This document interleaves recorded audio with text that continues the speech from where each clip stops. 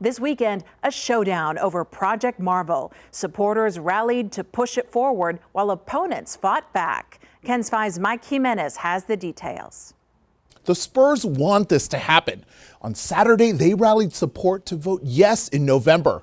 On the other side is a nonprofit pushing back, saying we have other priorities that need funding now. We want them to be informed. We want them to understand what our position is going to be, which is to vote no for Prop B, which is the public funding of the Spurs arena. Beverly McClure, a leader in the nonprofit Cops Metro, addressed hundreds of members Sunday afternoon. Their motto, use public dollars for public good. She says after City Council voted not to pursue an independent economic analysis, Cops Metro found their own experts, two professors with expert knowledge in arena projects. Offering insight remotely, Dr. Jeffrey Profiter from the University of Denver.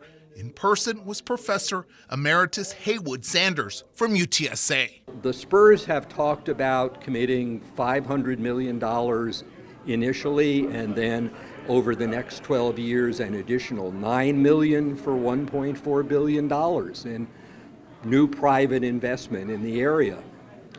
What they haven't said, but what the term sheet lays out, is the Spurs aren't obligated to spend a penny, not one penny, on new private investment. Sanders says all the term sheet does is obligate the Spurs to find private developers who might spend that money. The loophole, the area where they invest, doesn't have to be next to the arena. We've got 20 years of history that show there's not a lot of interest in investing right outside the door of an arena.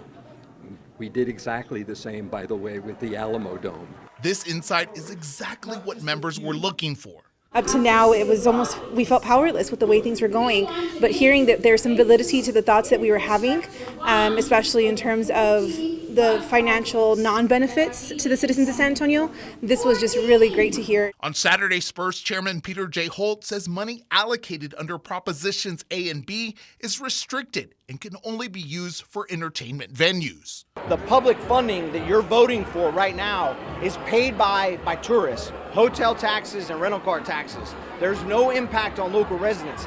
That's what is important in these propositions for people to know, is that they're voting for a new arena that will be surrounded by billions of dollars of new investment that can only happen if this proposition passes. Mike Jimenez, KENS 5.